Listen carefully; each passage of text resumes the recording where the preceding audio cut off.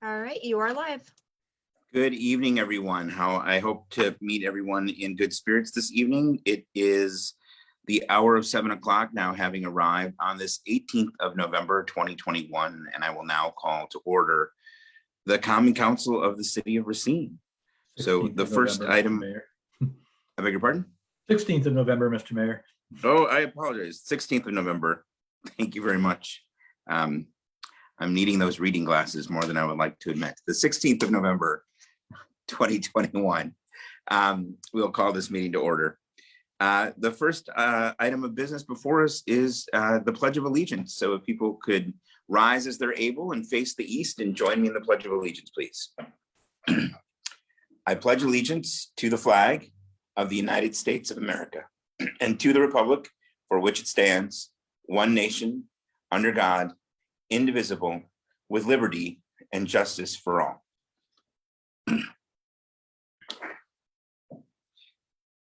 Thank you very much, everyone, for joining me in that. Our first item of business is, I guess, to ask the council president if he is expecting any absences this evening. Alder Lemke has asked to be excused. Okay, thank you much, and duly noted for the record.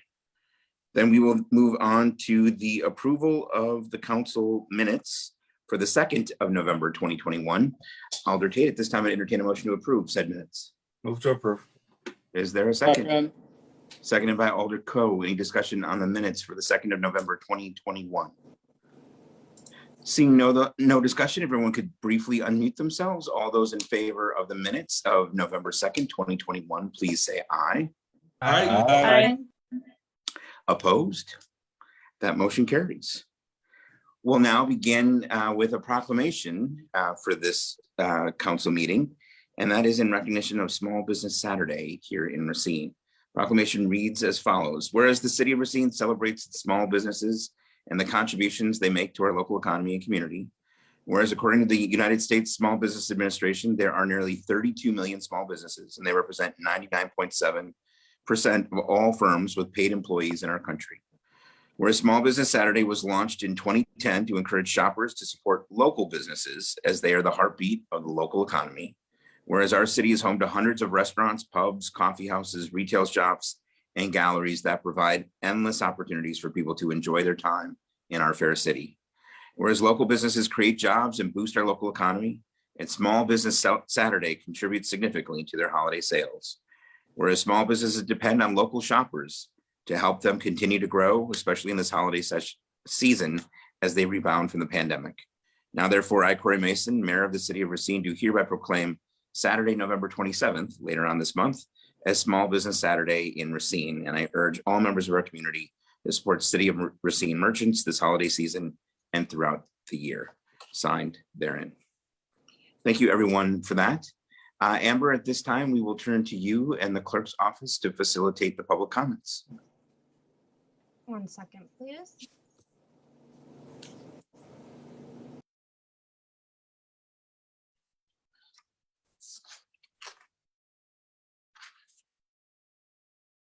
All right, the public comment segment is an opportunity for citizens to speak directly to the Common Council. Speakers will limit their remarks to 3 minutes. There shall be no dialogue or interaction between the speaker and the elected officials or staff. This time is not intended to be a debate or discussion. The Common Council shall not hear personal complaints or attacks against any city employee or elected official or any matter related to an individual claim, citation, appeal, or lawsuit.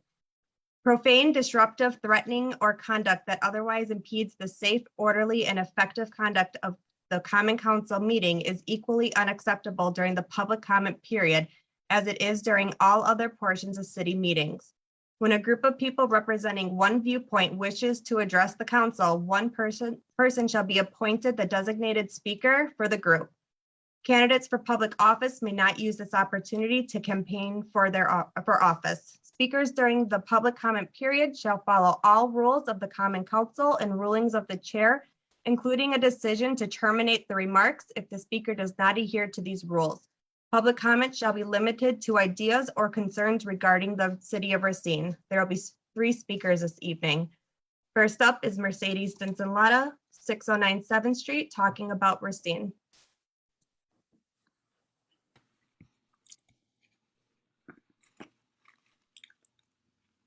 Okay, I'm unmuted. We can hear you. Please proceed. Well, I see the start. Do I push? There we go. It starts counting down. Anyway, I'm glad to see you. Well, I can't see anything now except the big numbers in front of me. And hopefully you get to see me if you're looking at the screen, that is. I wish we would be in person because even the instructions about us interacting, there certainly is definitely none of that with this type of method at all. I know we're doing the best we can, but I feel like it'd be nicer for us to try a little bit more. Anyway, free access. It was a wonderful parade. A lot of people came downtown. The weather was definitely the season, except, well, we didn't have the snow, thank heavens. But anyway, the Christmas tree light is on and all that other good stuff that happened.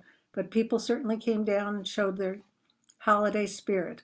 And I know that plenty of people were in the parade to show their spirit also. So it was nice to see downtown alive and well, and how much people are desiring to be out there. We got to start opening up to people interacting and stop the fear, have more fear of losing our freedoms than fear of a germ. I'm sorry that some people have more fear of the germ, and there are a lot of germs out there, and they'll always be there. They mutate, they're part of us. If they die, we die too. And I'm actually going to end early tonight because I'm actually eating my supper after I finish at the hospitality center. So maybe they'll give you a smile. Sayonara until next council meeting. Thank you. Thank you. Our next speaker is Jacob Gorges, 1915 North Dr. Martin Luther King Drive, speaking on HSED scholarship. Hello, my name is Jacob Gerges, and I'm the YWCA Southeast Wisconsin Adult Education Director and the creator of the High School Equivalency Diploma Program. Our program focuses on skills development and contextualizes academic work, which is later applied in the workforce. To give you a quick background about what I've done, I've worked for the past 17 years in Southeast Wisconsin, helping students earn a high school level credential. The programs that I've written and operated have graduated over 2,000 students. Since spring of 2017, YWCA Southeast Wisconsin has worked with local partners to deliver high school level diploma programming for the city of Racine residents. The program was identified by Mayor Mason's office as an economic mobility agent that could be scaled through the What Works Cities initiative. Because of that, we began offering the program to more people. Timing is everything with most of this stuff, including the countdown on this clock. But today, a new partnership that we were able to get into with RUSD was featured in the Journal Times about using our program as a credit recovery option for RUSD's current students. Funding opportunities to improve children's education come along often, but rarely is funding available to take unique approaches to help the parents improve and better their living environment for their children. Over 75% of the adult students that we serve in our program are employed, but the vast majority of the students work for wages that are often place them in that gray area where they make too much money to get government assistance, but not enough to sustain a family. Even though these situations happen, going back to school often means cutting back at their current place of employment. The expenses of living do not decrease when their desire to better themselves increase. This minimizes the ability for students that may participate in this program. During the time that we've worked with the City of Racine and the City of Racine residents, our program has graduated over 86% of the people that we've served. Financial implications and that minimizes people's opportunity to participate in this program. Very, very rarely does funding come along that can be used to help them improve themselves. This is not going to be a handout. This is going to be helping people that want to improve themselves. So I urge everyone on the council today to take a vote on the funding for scholarships for HSED participants. I appreciate your time. Thank you very much. Our final speaker is Shabania Muhammad, 7114 23rd Ave, talking about the Racine Community Health Center.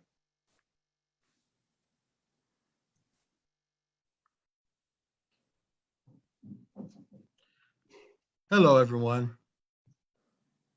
Hello? I'm Shabana. Can you hear me? Yes, please proceed, Sheb. I'm Shabana Mohammed, Executive Director of 21st Century Preparatory School and Board President of the Racine Community Health Center.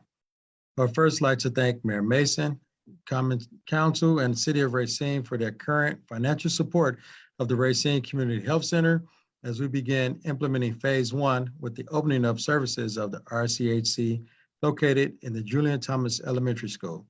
We know this has been complicated by the COVID-19 pandemic. However, the Board of Directors and our partners are looking forward to initiating services in the first quarter of 2022.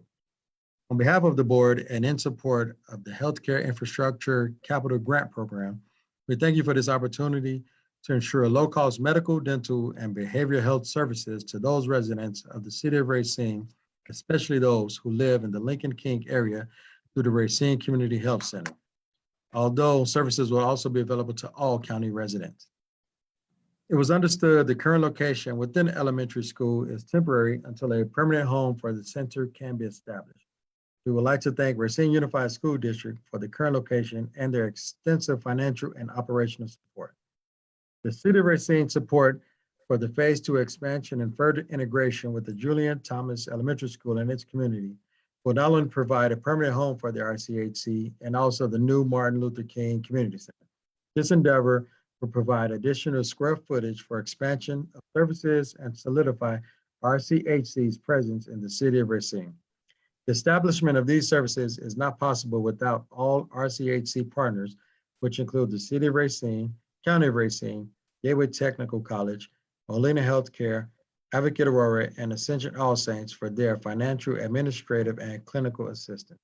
Thank you again for your consideration of the aforementioned grant and the financial support to make this dream of low-cost healthcare services within the City of Racine a reality. Thank you all.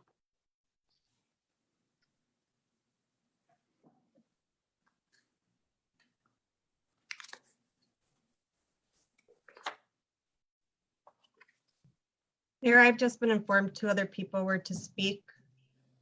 Please proceed. Okay. Next up is Dashika Kidd.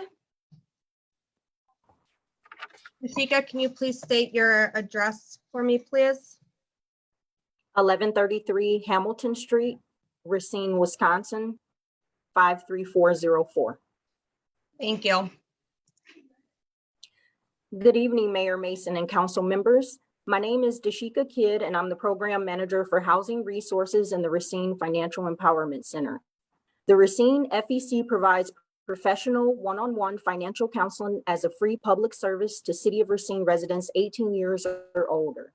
The Racine FEC launched virtually December 7th of 2020, and we are excited to be the only FEC in Wisconsin and the smallest FEC out of our national cohort. We have 2 certified counselors, Xenia Jackson, who's bilingual, and Curtis Shimshak. The counselors were both born and raised in the City of Racine and have a passion for empowering residents to overcome financial challenges and to reach their financial goals. The City of Racine residents can get help with building and/or repairing credit, reducing and managing debt, budgeting, banking, and planning for their financial future. Year to date, the counselors have empowered 154 city residents to achieve their financial goals. They have helped reduce $155,000 in debt. They've helped increase $76,000 in savings. We've had 71 delinquent accounts reduced or removed from credit reports.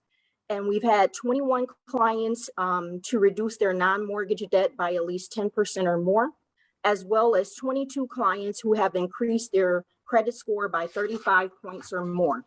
Those are amazing outcomes that we're very proud of, and this work is really transforming residents' financial futures.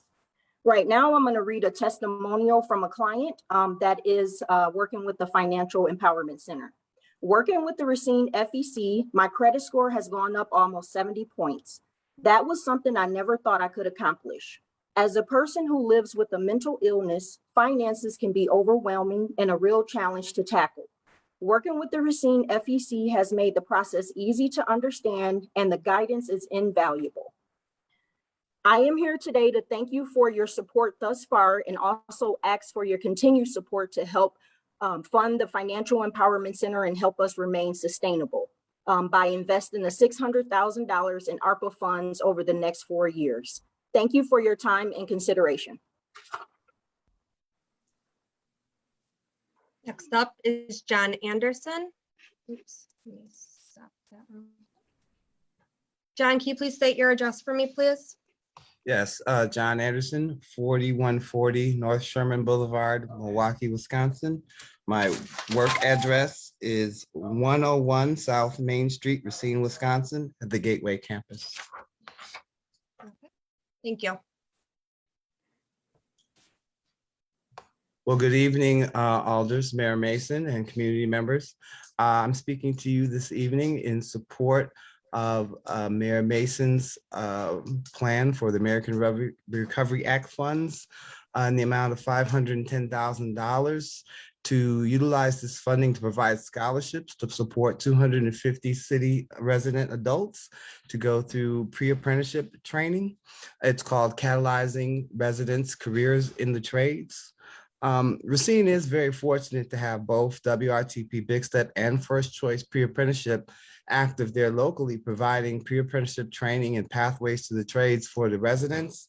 But both programs have been serving relatively small numbers of city residents, despite the great demand for construction workers. Overarchingly, we found that it's just that individuals who want to get into new careers, get into a skilled trade, have a great family supporting job. Workers who are already working full time have a hard time envisioning how they can fit in the training into their full schedules and doing unpaid training. It's just not feasible for many of them when they have so many bills mounting. This model that the mayor is putting forward was transformative, and it'll allow the Common Council to do groundbreaking work, we think, around workforce development, helping more residents to access and gain family supporting careers in the skilled trades. I would like to say that I don't think infrastructure is a passe or a new passing term. I believe it is the foundation upon which our society is built. And I would leave you with this thought. When a person has a good family supporting career and a great job, they are able to not only enjoy a good life, but prosperity. And Webster's definition between the determination of wealth and prosperity is wealth refers to the state of being rich and having abundance of material assets, but prosperity refers to the state of having abundance of materials, asset, money, as well as other contributing factors like health and happiness. And I know no other thing that brings happiness to a family, to a community, and to individuals than having a great family supporting career and knowing that you contribute in some way to building up your community, your society. So I hope that you will in earnest will take this proposal under consideration, you will approve it, and it will allow us to get more individuals into great family supporting careers where they won't have to be worried about how they're going to pay their bills while they're trying to apply themselves to get into their apprenticeship. And once that goes, then the world is theirs. Thank you for your time.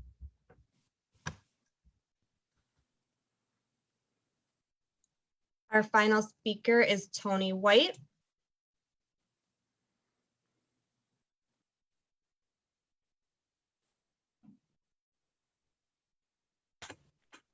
Tony, can you state your address for me, please? My address is 410 East Mill Street, Plymouth, Wisconsin. But I am the Chief Operating Officer that's associated with WRTP Big Step. So I am another leg of John Anderson. So I don't know if you want me to continue to speak, but I would ditto all of his items. I just want to support the mayor's plan and offering scholarships to City of Racine residents in the pre-apprenticeship programming. Really want to let all the other individuals be aware of the trades and what's happening in your area. Racine is a very busy area as it relates to the skilled trades and all of the employers seeking out individuals who are interested in that field of work and workforce development. I also want to say that having the ability to give scholarships for adults and helping the city of Racine residents make their ends meet is what we do. We are a workforce intermediary that's there, working within the trades and the unions and building those bridges and partnerships so that we are able to not only train individuals for the work, but also connect them with the employers that are looking for the workers. So I just want to, I don't want to repeat what John said, but I want to just hoping that everyone is understanding what it is that we're looking to do with the residents, and hoping that you support that and vote yes for that funding so that we're able to actually catalyze and in conjunction with the HSED components and jobs is moving people from point A to point Z in a way that's successful for them and the city of Racine. So thank you for your time. And that concludes our public comment. Okay. Thank you very much for that. Just looking for Alder Tate as we look to begin this next item.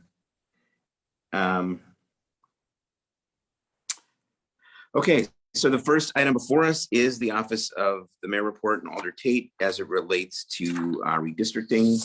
Alder Tate, I will hand it over to you.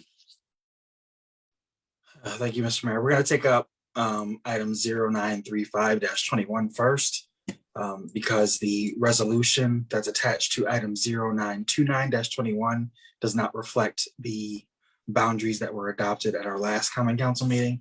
So we'll take up that one and then discuss how we address that other one first, or the other one second.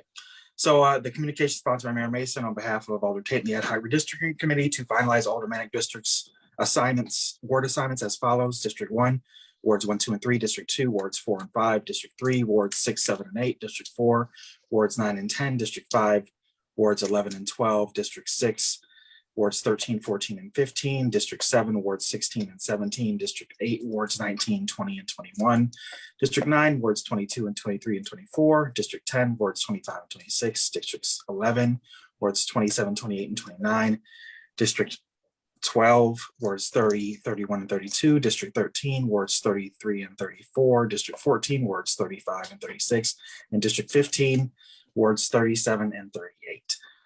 Move to approve. Motion to approve the proposed maps, item 0935-21. Is there a second? Second. Seconded by Alder Jones. At this time, I will ask the assistant clerk if she would share the proposed map just for people who want to see it visually. Usually you can do the attachments on a text basis, but I thought it might be useful for people to see what it is we're talking about. And then since President Tate led this effort and did a lot of hard work on the maps and made this motion, I will refer the floor or give the floor to him to speak on the item first. Yeah. This is kind of just the final leg of the process that we've been working on for the last 45 days or so since the county adopted their initial tentative maps. As folks can hopefully see, and this can be attached or shared later on with the press so they can kind of illustrate what the district's actually be consisting of. Unfortunately for this picture, you can't necessarily say the streets, but you can get a clear sense of where things are, how they changed, how they haven't changed, or how much they've changed to that extent. But I do want to thank everybody for their participation, Alder Miedema for being supportive and helpful in the reconciliation process, for the city attorney, the clerk, city administrator, and all the members of the Ad Hoc Redistricting Committee. This has been a, enlightening and educational and challenging process, particularly given the timeline. But I think we've produced something that ultimately serves our constituency well in terms of districts and representation, and can be reasonably understood by most folks as far as where boundaries begin and end, and having some sort of logic to them, as opposed to having flipped districts where one ends on one side and then goes in an entirely different direction. So I don't have much else to say regarding this. It's certainly been a rewarding process.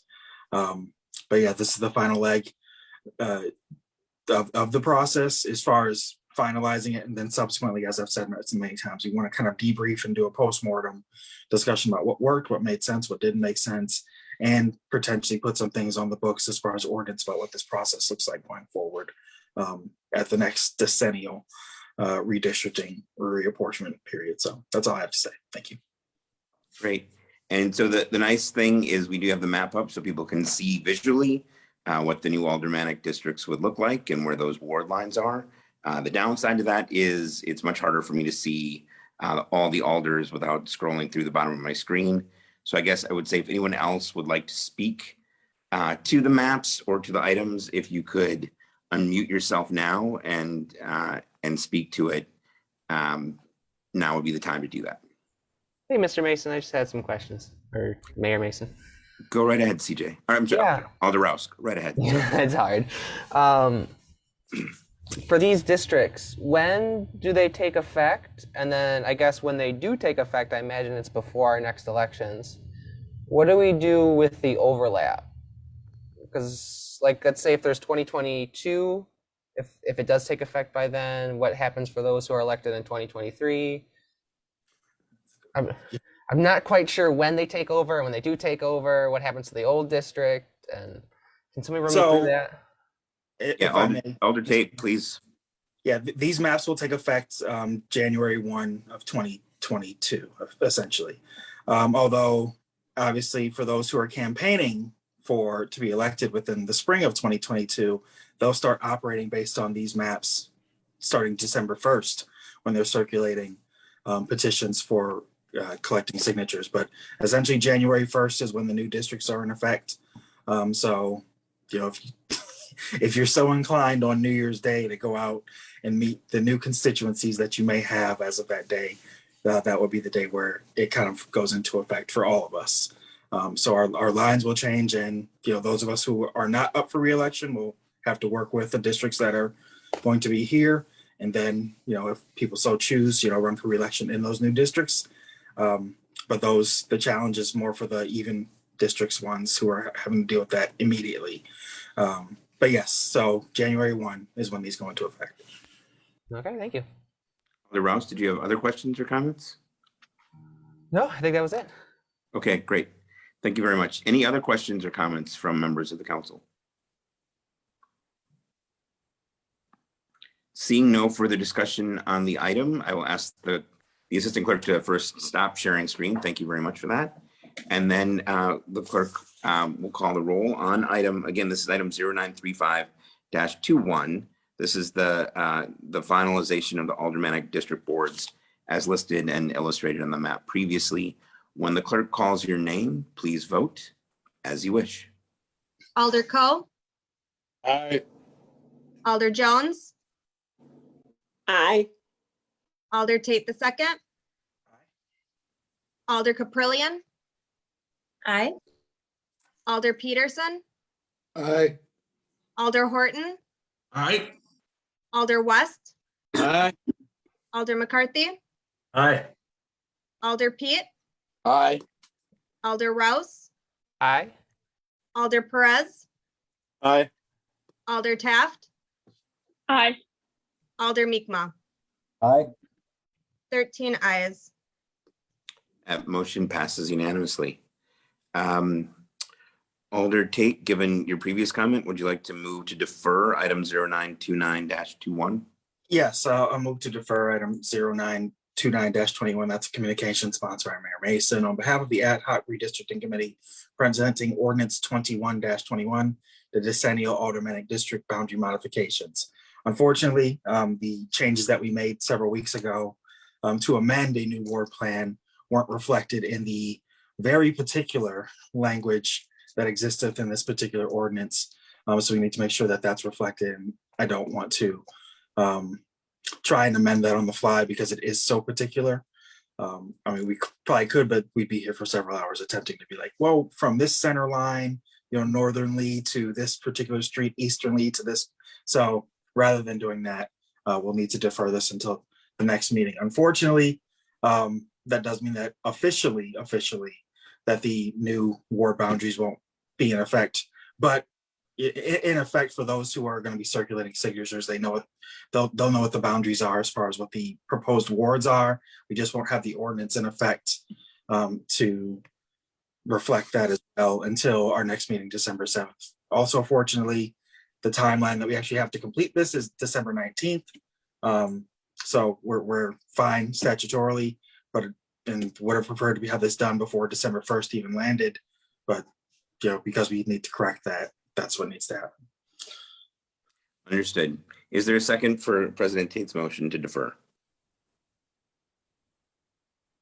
Second. Seconded by Alder Pete. Your hand raised. Alder McCarthy, you have the floor. Thank you, Mr. Mayor. The sensitivity about elections right now, I'm pretty concerned about the timing, gathering signatures on December 1st, for example, for anybody that may be up for election here and not being officially by the rules. Is there any chance we could do a quick special meeting by December 1st or closer to that date than where we are scheduled right now? I guess that question is to Mr. President as much as anybody else at this point. So Alder McCarthy, I'm just reacting to this in real time. However, on what is, I believe, the 29th of November, both public safety and licensing and finance and personnel are scheduled to meet on that Monday. Perhaps we could find a time somewhere around that date, as you've got 2/3 of the council already in committee meeting that night, to do a quick special council meeting that would get that codified before the 1st of December. I would certainly be open to doing that. I honestly would prefer that as well. I don't, December 7th is the next scheduled meeting, but I'd much rather have this process concluded before December 1st. All right. Well, thank you, Mr. Mayor. I look forward to a brief special meeting of the City Council, perhaps before our committee meetings. The brevity is up to all of you. Any other discussion on President Tate's motion to defer? Seeing no further discussion, again, the motion is to defer item 0929-21, proposed ordinance 2121 relating to the decennial redistricting process.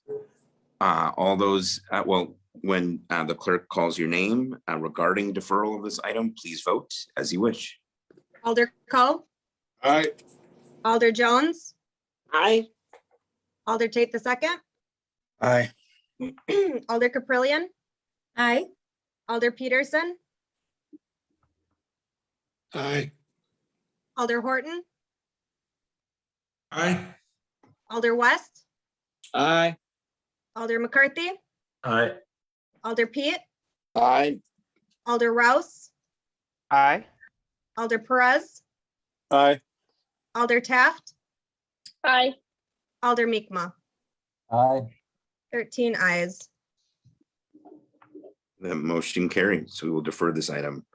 I just want to say to Alder Tate, I'm thrilled with his attention to detail to have noticed that it wasn't the properly written ordinance before us. That would have been potentially even more complicated had we moved forward with maps that we hadn't intended in their legal description. So a bit of an inconvenience to come back on the 29th, but better to get it right than do it tonight. So thank you, Alder Tate, very much for that.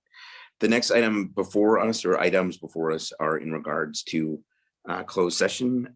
Alder Tate II, would you be willing to read the closed session language before and make a motion regarding it? I suppose. It is intended that the Common Council convene in closed session pursuant to Wisconsin Statute Section 19.85(1)(e) to address matters that for competitive or bargaining reasons require a closed session, specifically regarding development agreements and pursuant to Wisconsin Statutes 19.15 (1) to confer with legal counsel concerning strategy with respect to litigation in which the city of Racine is involved. Move to enter closed session. Motion to move into closed session. Is there a second? Second. Seconded by Alder Horton, I believe. This is a vote that requires a roll call vote. When the clerk calls your name, please vote as you wish. Alder Coe, Aye. Aye. Alder Jones,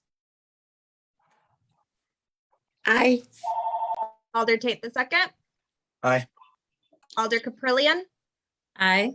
Alder Peterson, Aye. Alder Horton, Aye. Alder West, Aye. Alder McCarthy, Aye. Alder Pete, Aye. Alder Rouse,